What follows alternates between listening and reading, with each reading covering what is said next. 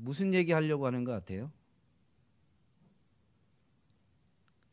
이 룻기서 전체에 대한 이야기를 좀 알고 계신 분들이 많으실 텐데 그냥 익숙함에 있지 말고 1절부터 14절까지만 가지고 한번 얘기를 해 보면 이제 무슨 얘기 하려고 하는 것 같아요?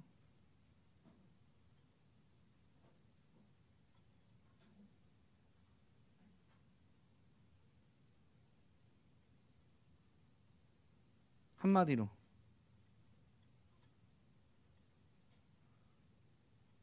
이종민 집사님 웃지만 마시고 한번 답을 무슨 얘기 하는 것 같아요? 네. 어디로 돌아가요?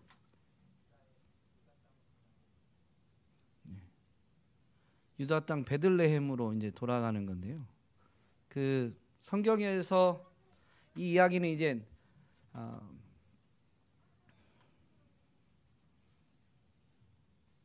모압 땅과 유다 땅을 이야기하지만 이 이방 땅과 하나님의 백성들에게 주신 하나님이 약속하신 땅이라는 것을 이렇게 좀 염두에 두셔야 됩니다. 이 성경에 있는 지명, 지리 이런 것들을 이렇게 이야기해서 조금 중요하게 다뤄진다라고 하면 그 지명 자체보단 의미를 좀 많이 생각을 하셔야 됩니다. 그러니까 모압 땅에 갔다가 돌아가려고 하는 건 맞아요. 그러니까 이제 유대 땅 뭐 베들레헴 지역이죠. 정확히는 베들레헴 지역으로 돌아간다라는 것은 우리가 이 교훈을 얻고자 한다면 우리는 그러면 베들레헴으로 다 돌아가야 될까요? 아니면 베들레헴으로 돌아간다라는 게 오늘 우리는 어떤 의미로 받아 해석을 해야 될까요? 네, 하나님께로 돌아가는 걸로 해석을 해야 됩니다. 네. 그러면 어쨌든 룻기의 주인공은 우리 자녀들이 한번 대답해 보겠습니다. 룻기의 주인공은 누굴까요? 선우. 룻기의 주인공이 누구라고? 어? 룻. 네, 정답입니다. 그러니까 룻은 유대 여인이에요, 이방 여인이에요? 이방 여인. 이제 사실 룻기는 아까 이 1절부터 14절까지 내용을 보면 하나님께로 돌아가게 될 때 이루어질 일들에 대해서 이제 이야기하는 건데요. 그 하나님께 돌아가는 데 있어서는 이방 여인도 제한을 받지 않는다라는 것을 이 룻기는 또한 가르쳐 줍니다. 그러니 오늘 오전에 이제 요나 얘기를 잠깐 했는데요. 구약 성경에서도 이스라엘만 구원을 받는다라고 이야기하지 않습니다. 하나님의 구원 역사가 이스라엘을 주축으로 펼쳐지는 것뿐이지 하나님이 이스라엘에게만 은혜를 주시거나 이스라엘만 구원하시는 게 결코 아닙니다. 이스라엘을 통해서 하나님이 어떤 분이시다라는 게 계시되어질 때, 즉 사람들이 알 수 있도록 하나님이 어떤 분이시다라는 것이 드러나게 될 때에 그것을 보고 듣고 믿음으로 반응하면 유대인이든 이방인이든 누구나 다 은혜를 구원을 받게 되는 것이죠. 이건 구약 성경에서부터도 나오는 것이고 룻기에서도 이걸 분명히 보여주고 있습니다. 그러면 룻기는 이 이야기는 어느 때 이 시대적 배경으로는 언제 있었던 일이죠? 사사시대입니다. 그래서 이 사사시대에 대한 것을 조금 이해하고 룻기를 묵상하면 조금 더 은혜가 되죠. 사사시대는 사사기를 짧게 요약하면 구원과 타락과 구원, 조금 더 세분해서 말하면 타락 그리고 이 고난 그다음에 부르짖음 그리고 구원이라는 이 사이클로 역사가 반복됩니다. 이 역사가 반복되면서 이스라엘이 점점 어떻게 되느냐? 영적으로 타락해 갑니다. 그래서 사람들이 점점 자기 소견에 옳은 대로 행하게 되는 시대가 사사시대입니다.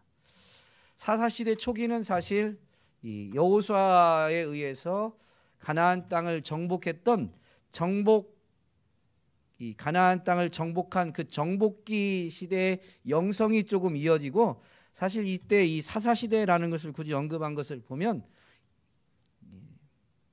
사사시대의 이 후반부에 나타났던 이 사사기 후반부에 기록되어진 자기 소견에 옳은 대로 행하더라라는 것이 조금 더 특징이 되어지는, 그것이 사회에 조금 더 만연하게 되어진 시대쯤으로 이 룻기의 배경을 이해하는 것이 더 적절할 것입니다. 그렇게 이제 배경을 이해하시고 보면 엘리멜렉의 가정이 왜 모압 지방으로 이민을 갔을까요?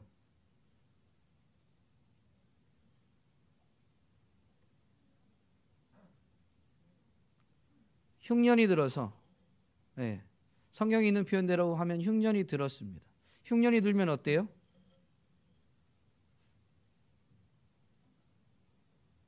흉년이 들면 어때요? 네, 식량이 떨어지죠. 배고프죠. 먹고 살기 힘들죠. 네. 먹고 살기 힘들어져서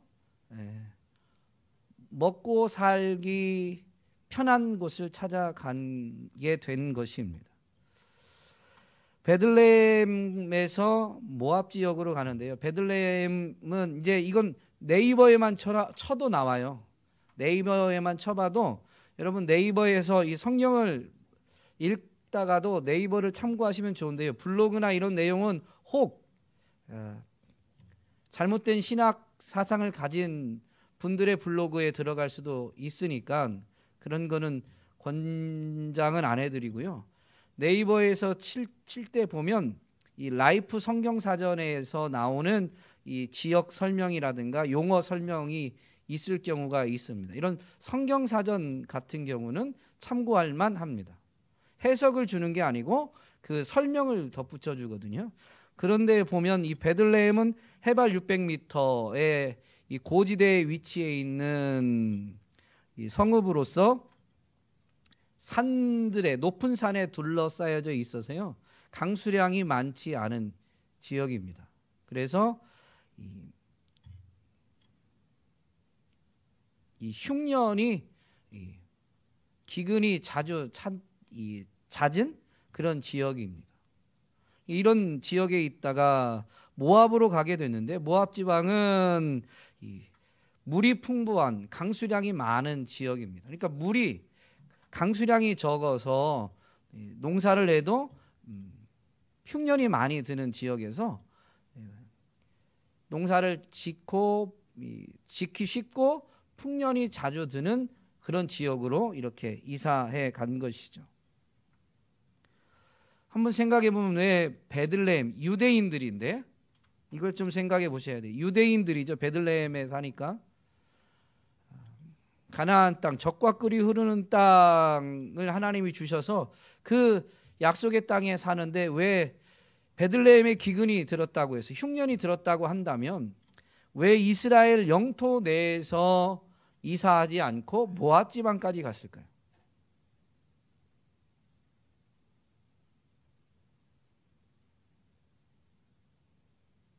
이런 생각 해보셨어요?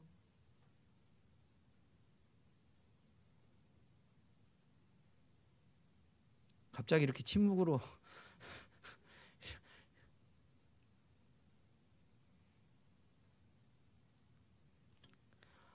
아니, 같은 동족들이 살고 있는 이 이스라엘 영토 내로 이사하지 않고 왜 이방인들이 있는 모압 지방까지 이사해서 갔을까요?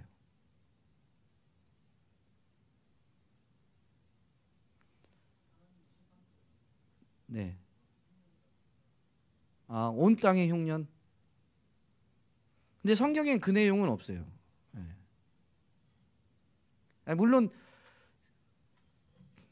성경에 그 내용이 없지만 이 표현에 있는 대로 하면 이제 베들레헴에 흉년이 들긴 했거든요. 그런데 이게 꼭 베들레헴에만 들었다라고 생각할 수도 없어요. 집사님처럼 생각하실 수도 있죠. 이게 틀렸다는 게 아니고, 어쨌든 이제 그럼 또 다른 분은 뭐 특별한 생각 없으세요? 지금 배경이 어떤 시대다? 사사시대의 특징이 뭐다?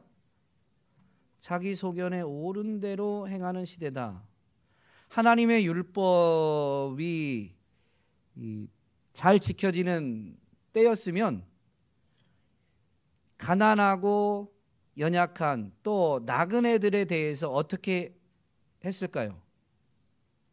선대했습니다. 근데 그런 율법을 지키는 것이 보편적인 문화가 아니라 자기 소견에 옳은 대로 행하는 거죠. 그래서 사사기의 기록 후반부에 보면 동족끼리도 갈등을 일으키고 개인의 욕심에 의해서 다른 사람을 이렇게 억압하고 폭력을 행하는 일들이 일어나게 되죠. 윤주성 집사님 말씀하신 대로 그래서 하나님의 심판에 의해서 온 땅이 이렇게 먹을 것이 풍족하지 않았다라고 한다면 더더욱 사람들의 마음은 이 율법을 지키지 않고 자기 소견에 옳은 대로 행했다면, 자기가 기준이 되고 자기 중심적으로 행했다면 이 동족의 땅에 이사하는 것은 큰 의미가 없죠. 왜냐하면 지금 먹고 사는 게 힘들어서 잘 먹고 잘 살기 위해서 지금 이사하려고 한 거고, 모압 지방에 대한 정확한 뭐라고 해야 될까요? 상황은 모르지만 모압 지역은 어쨌든 물이 풍부한 지역이니까 동족인데 자기 소견에 옳은 대로 행하는 동족들이 있는 곳으로 가는 것보다는 차라리 아무도 모르는 지역으로 가는 게 더 낫다라고 지금 생각이 들기 때문에 가는 겁니다. 그러므로 이 사사시대의 어떤 이스라엘 지역의 뭐라고 해야 될까요? 이 인심, 성경이니까 이 신앙적 자세는 거의 뭐 바닥이고 굉장히 이기적이고 이렇게 강팍한 그런 상황이다라는 것을 유추해 볼 수가 있는 것이죠. 모압 지방에 갔는데요. 모압 지방으로 가서 이 엘리멜렉의 집안, 즉 나오미는 어떤 일을 겪게 되죠?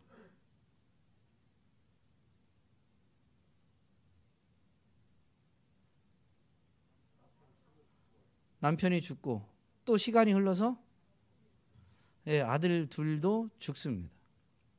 모압 지방에 왜 이사 갔다고요? 잘 살라고. 잘 먹고 잘 살라고 갔는데 일어난 일의 결론은 남자들이 다 죽었어요. 근데 이 이야기 후반에 보면 며느리들을 이제 베들레헴으로 돌아가고자 할 때 나오미가 며느리들을 돌려보낼 때 하는 얘기를 들어보면 왜 나랑 같이 가려고 하느냐라고 하면서 나오미가 하는 말이 13절에 보면 어찌 남편 없이 지내겠다고 결심하겠느냐. 이 말이 무슨 말이에요? 남편 없이 살기가 쉽지 않다라는 것이죠. 여러 번 말씀드렸지만 고대 사회에서 이 경제 활동 자체는 남성 중심으로, 사회 자체가 뭐 예수님 당시에도 여자가 이 사람 수를 세는 데 포함되지 않았으니까 이 사사 시대는 그거보다 훨씬 더 고대 사회니까요. 철저히 남성 위주로 남성 중심으로 움직이는 그런 시대 사회입니다. 그러니 여성들끼리만 산다라는 게 매우 어렵고 위험한 일이죠. 그러면 남편이 죽게 남편과 아들 둘, 즉 남자들이, 집안에 있는 남자들이 다 죽었다라는 것은 그냥 지금 시대에 남편이 죽었다 좋아하는 여자들이 있을지도 모르겠지만, 웃으라고 그랬는데 이렇게 심각하게 어쨌든 그냥 지금 시대에 집안에 있는 남자들이 죽은 것과는요 전혀 무게감이 달라요. 갖게 되는 이런 막 부담감, 앞으로의 삶에 대해서 지금도 만약에 이렇게 가정에서 남편이 생을 마감하게 된다라면 얼마나 막막하고 막연하겠어요. 근데 지금보다 훨씬 더 죽음의 세력이 훨씬 더 크고 강하게 이렇게 짓누르는 것이죠. 살고자 갔는데 결국 어떻게 돼요? 죽음의 지배 아래 놓이게 되는 것입니다. 여기서 무엇이 잘못된 것일까요?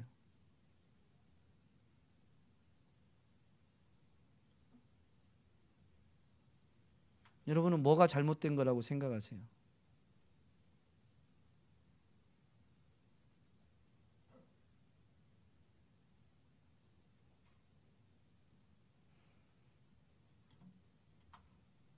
무슨 시대다?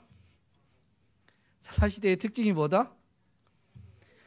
네, 엘리멜렉도 베들레헴에 이 흉년이 들었는데요. 하나님의 뜻을 묻기보다는 조건을 보고 자기 소견에 옳은 대로 행하는 거예요.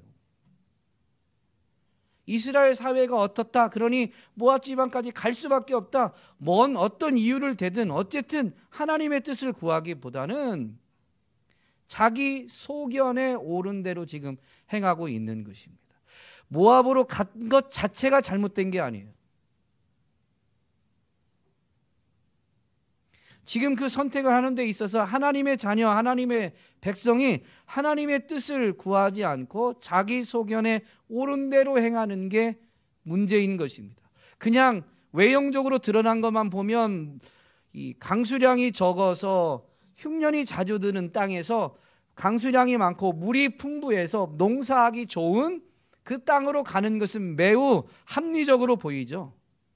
잠언에서 우리에게 가르쳐주는 지혜가 뭐냐면 어떤 길은 사람이 보기에 옳으나 필경은 뭐라고요? 사망이니라 라고 가르칩니다.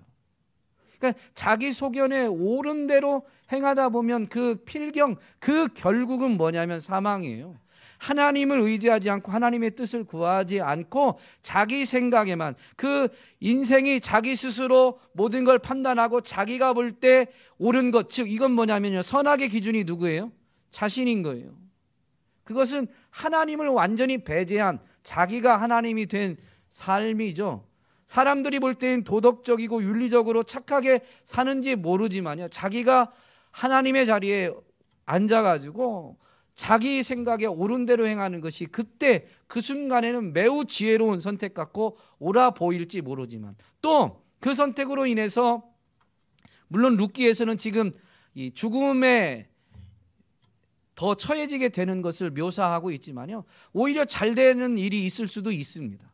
농사가 잘 됐을 수도 있고 그럴 수도 있는 거예요. 10년이나 버틴 거 보면 아마 가자마자 이 엘리멜렉이 죽은 건 아닌 것 같고, 그리고 가서 정착을 하면서 또 이 먹을 것을 어느 정도는 해결했던 것 같아요. 그러니까 아마 이 즉각적으로 다시 돌아가려고 하지 않았던 거죠. 그러면 그때 그 순간은 이 룻기 자체는 지금 짧게 이 10년이라는 세월을 압축해서 설명하고 있지만 잘 먹고 잘 살기 위해서 모압 지방에 갔어요. 그게 되게 지혜로운 선택 같았어요. 가서 보니까 그 다음부터 그 물이 많은 지역에서 농사해서 베들레헴에서는 농사에도 이 곡식을 거두기가 쉽지가 않았는데 모압 지방에서는 풍성한 결실을 거두었을 거예요. 그러면 그때는 어떻게 보일까요? 우리의 선택이 옳다.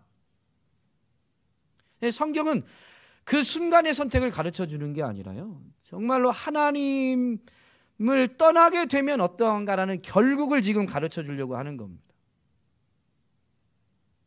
그래서 우리 믿음의 사람들은요, 이걸 분명히 볼 수 있어야 돼요. 어떤 선택을 할 때 그 선택의 기준이 어디에 있는가, 그리고 잠시 이루어지는 것을 바라볼 게 아니라요, 결국을 볼 수 있어야 돼요. 일의 결국, 우리 인생의 결국을 분명히 볼 수 있어야 됩니다. 이게 지혜예요, 이게 지혜. 그래서 잠언에서 가르쳐주는 지혜가 뭐냐면 어떤 길은 사람이 보기에 바르나, 사람들이 처음부터 어리석은 결정을 하려고 하는 게 아니에요. 여기서 잘못된 설교하면 안 되는데, 우리 묵상 훈련하기로 했는데, 사사시대 지금 엘리멜렉도 이 이야기를 지금 시작하는 데 있어서는 이들의 문제점은 뭐냐면 자기 소견에 옳은 대로 지금 행하고 있다라는 것이죠. 여러분이 말씀해 주신 대로 모압 지방에 거주하면서 엘리멜렉이 죽고 두 아들은 이 모압 여자와 결혼하게 되었습니다. 그러면서 이제 조금 더 모압에 오래 살게 되는데 10년쯤 되었을 때에는 두 아들이 자식을 남기지 못한 채 죽게 되었습니다. 그래서 남편도 잃고 두 아들도 잃은 나오미가 이제 고향으로 베들레헴으로 돌아가려고 합니다. 왜 돌아가려고 해요?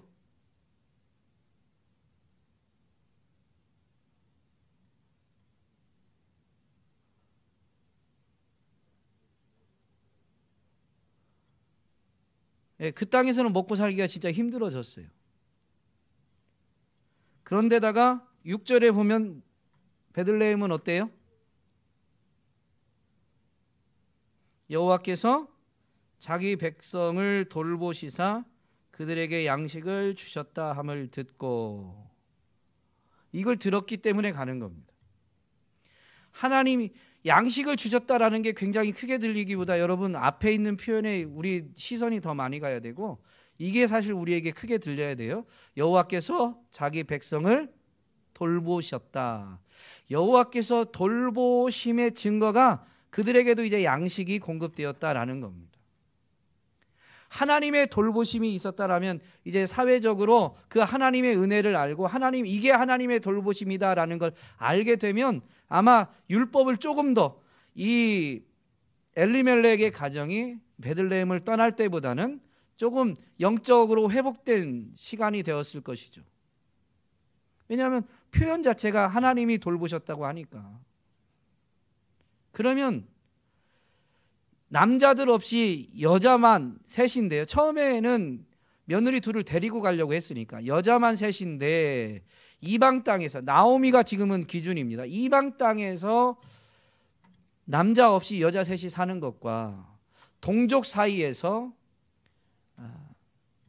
여자 셋이 사는 것과 어떤 게 더 낫겠는가? 나오미가 생각할 때는 물론 고향 땅에 먹을 것도 있지만 여자 셋이 이제 살기에는 고아와 과부와 나그네를 선대하려고 하는 하나님의 법이 있는 그 땅이 더 살기 유리해 보이는 거죠. 그래서 이제 돌아가려고 하게 되는 것입니다. 그런데 돌아가다가 갑자기 두 며느리를 돌려보내려고 해요. 성경에는 없지만 아마 제 혼자 생각엔 국경에 다다르면서 그런 생각이 들었을 것 같아요. 이제 조금 있어서 국경을 넘어가면, 이 국경을 넘으면 자기는 고국 땅인데 이 오르바와 룻은 거기 넘어가면 오히려 거기가 이방 땅인 거죠. 그리고 같은 과부로서 그 며느리들의 이방 땅에서 과부로 사는 것의 그 감정이 나오미가 충분히 공감이 됐겠죠. 그래서 돌려보내려고 합니다. 그런데다가 자신의 두 며느리는 또 젊기도 하니까 이제 돌려보내려고 하는데, 나오미가 두 며느리를 돌려보내려고 하면서 하나님께서 너희에게 선대해 주시기를 원한다라고 하면서 축복을 합니다. 과부들에게 최고의 축복, 이 당시입니다. 이 당시 과부들에게 최고의 축복이 뭐예요? 네?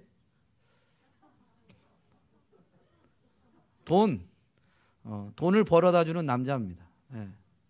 왜냐하면 남성 중심으로 돌아가니까. 물론 경제적인 부분이 홀로서기 할 때 당연히 필요하죠. 그런데 당시에는 여자가 돈만 갖고 있으면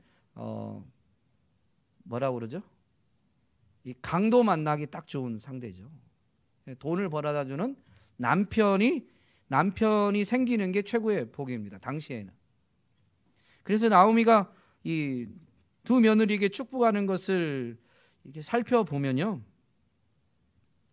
하나님께서 너희들에게 남편을 주시기를 원한다라고 이렇게 축복하게 됩니다.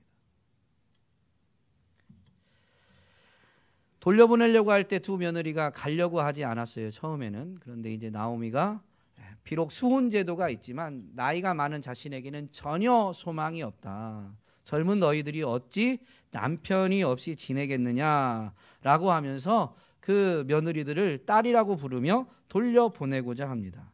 더군다나 자신은 하나님의 손이 쳐서 지금 징계를 받았다라고 고백하게 되죠. 그러니까 이제 이 오르바는 울면서 자기의 고향으로, 어머니의 집으로 돌아가게 되고, 내일 살펴보겠지만 룻은 그런데도 불구하고 돌아가지 않습니다.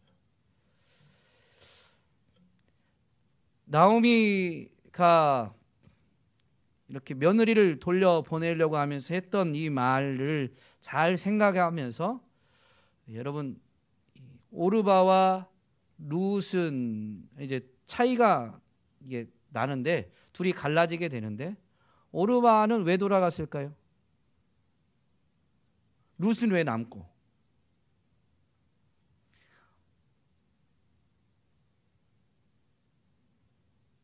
오르바는 왜 돌아갔을까요? 오르바도 처음에는, 오르바가 뭐 무조건 나쁘다라고 말하면 안 돼요. 인간적으로는 굉장히 착한 여인입니다. 자기 시어머니를 그냥 처음부터 버리려고 한 게 아니에요. 오히려 분위기상으로 보면 시어머니가 지금 며느리를 떨어뜨린 거예요.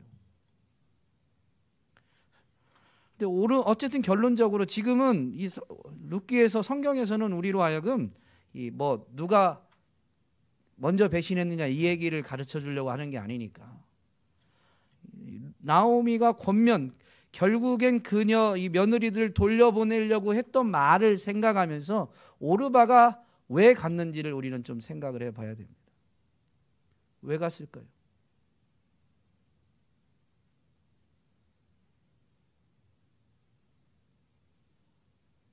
네? 그러죠. 왜 남편을 만나야 돼요? 먹고 살려고. 그걸 조금 더 신앙과 연관해서 표현하면 어떻게 될까요? 믿음과 연관해서 표현하면. 제가 어려운 질문을 드렸나요? 당시 고대 사회에서 만연한 생각입니다. 젊은 여인이 홀로 삶을 살 수가 없습니다. 남자가 있어야 되죠. 이게 사회적, 당시 시대적 사고, 시대적 이 기준입니다. 오르바는 그걸 벗어나지 않은 거죠. 나의 삶이 누군가에 의해서 안전을 얻을 수 있고 누군가에 의해서 내가 삶을 살아갈 수가 있는데, 그게 누구라는 거예요? 남편이라는 거예요. 남편 자체보다는, 어쨌든 지금 이 이야기에서 우리가 기억해야 될 것은, 이런 상황에서도 하나님을 붙드느냐, 아니면 정말로 우리에게 안전을 가져다 줄 그 무엇, 여기서는 남편이지만 그것을 붙드느냐, 이것이 지금 우리에게 도전하는 이 메시지입니다. 오르바 자체를 지금 누구도 손가락질 할 수 없어요. 아까도 말씀드렸지만 이 여인은 매우 선한 여인입니다. 어떻게 해서 알 수 있느냐? 나오미가 하는 얘기를 보면 알 수 있죠. 이 엘리멜렉의 가족이 모압 땅에 왔을 때 그들을, 이방인들을 선대해 준 여인이 바로 이 오르바와 룻입니다. 너희가 우리를 선대한 것처럼 여호와께서도 너희를 선대해 주기를 원한다라고 축복하면서 나오미는 그녀들을 지금 돌려보내려고 하거든요. 매우 착한 여인이었고 즉각적으로 버리려고 하지도 않았어요. 거의 나오미가 떼어내듯이 지금 오르바를 떼어내는데요. 결국엔 떨어져 나간 이유가 어디에 있느냐는 걸 우리는 분명히 알아야 되는데, 여기에서 신앙을 발견할 수 있어야 되죠. 이렇게 찾아가는 게 이제 좀 말씀을 묵상하는 방법인데, 오르바는 결국 자신의 안전이 남편을 통해서 얻어질 수 있다라고 나오미의 말에 설득이 됐든 어쨌든 그렇게 생각하고 있기 때문에 돌아가는 겁니다. 룻은요. 이후에 우리가 룻기를 다 좀 익숙하니까 룻은 내일 살펴볼 내용이지만 신앙 고백을 합니다. 어머니의 하나님이 내 하나님이 된다라는 겁니다. 그러니까 남편이 나를 지켜줄 수 있는 거 맞습니다. 그럴 수 있고 그런 게 당시 시대지만 지금 이 나오미를 만나서 이 엘리멜렉의 가정을 만나서 룻이 얻은 최고의 은혜는 뭐냐면 하나님을 바로 아는 거였어요. 그러니까 이런 상황에도 하나님께 돌아가는 게 남편을 찾아 떠나는 것보다 훨씬 더 지혜로운 선택이다라는 것을 지금 알고 있고 그것을 표현하고 있는 거예요. 그래서 안 가는 거예요. 이야기를 보면 인간적으로 보면 어떨까요? 결론은 룻이 보아스를 만나게 되지만 보아스를 만나기 전까지 룻은 자기 시어머니를 봉양하는 이 일을 맡게 됩니다. 육신적으로 혼자 사는 것보다 늙은 시어머니를 봉양까지 해야 되니 얼마나 고생스럽겠어요. 육신적으로는 훨씬 고생이죠. 그런데 무엇 때문에 이 일들을 자기가 선택하는 거예요?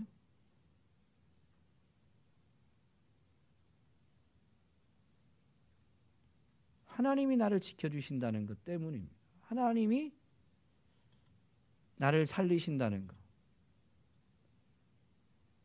하나님이 자기 백성을 돌보시사 그들에게 양식을 주셨다라는 소식을 듣고 돌아가는데요. 그 하나님이 나의 하나님이 되기를 분명히 고백하잖아요. 나오미의 하나님이 나의 하나님이다라는 것은 여호와 하나님이 자기 백성을 돌보시는 분인데 바로 그 하나님이 내 하나님이다라는 거예요.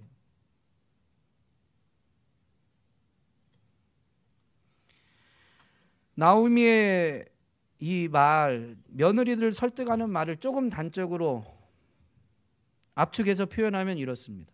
나는 무능력하다. 너희들의 안전을 지켜줄 수 있는, 왜냐하면 수혼 제도에 따르면 나오미가 또 다른 아들을 낳으면 그 아들이 두 며느리, 둘은 아니겠죠. 며느리에게 이제 형들의 형수죠. 예, 형수를 취해서 후손을 얻게 하고, 그래서 그 여인은 그 아들 때문에 기업을 이제 아들이 받지만 어쨌든 그래서 기업을 받고 이 안전을 보장받게 되어 있어요. 남편에게 속하기 때문에. 그래서 사실 수혼 제도는 그 어떤 가문의 기업을 지키는데도 이 목적이 있지만 과부를 보호하는 제도이기도 합니다. 그러니까 수혼 제도에 의하면 그렇게 할 수 있는데 나오미가 말하는 게 뭐냐면 지금 동생이 있는 게 아니고 새로 낳아야 되는데 나이도 있고 이건 전혀 자기가 어떻게 할 수 있는 게 아니에요. 그러므로 여러 설득하고 있는 걸 한마디로 요약하면 나오미가 뭐라고 말하냐면 나는 무능력하다.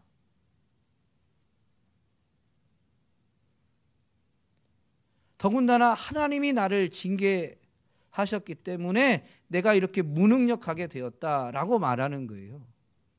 그런데도 불구하고 지금 룻의 결정은 뭐예요? 그 하나님이 나의 하나님이 될 것입니다 라는 것이죠.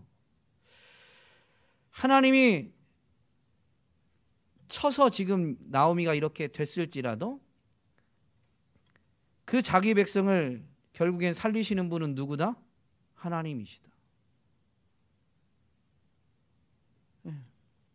그래서 룻은 그 하나님을 붙잡기 위해서 나오미를 떠나지 않는 겁니다. 그리고 바로 이 믿음 때문에 룻기의 결론이 맺어지는 거예요. 이 믿음 때문에. 그 믿음에 하나님의 역사가 나타나게 된 것이죠. 그 열매가 이제 보아스를 통해서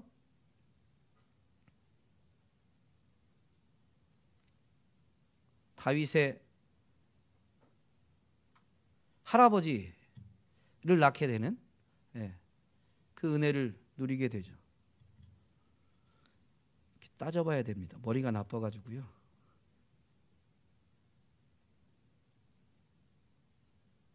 예, 보아스를 통해 루시랑 보아스랑 해서 오벳을 낳았으니까 다윗의 할아버지를 낳게 되는 거죠.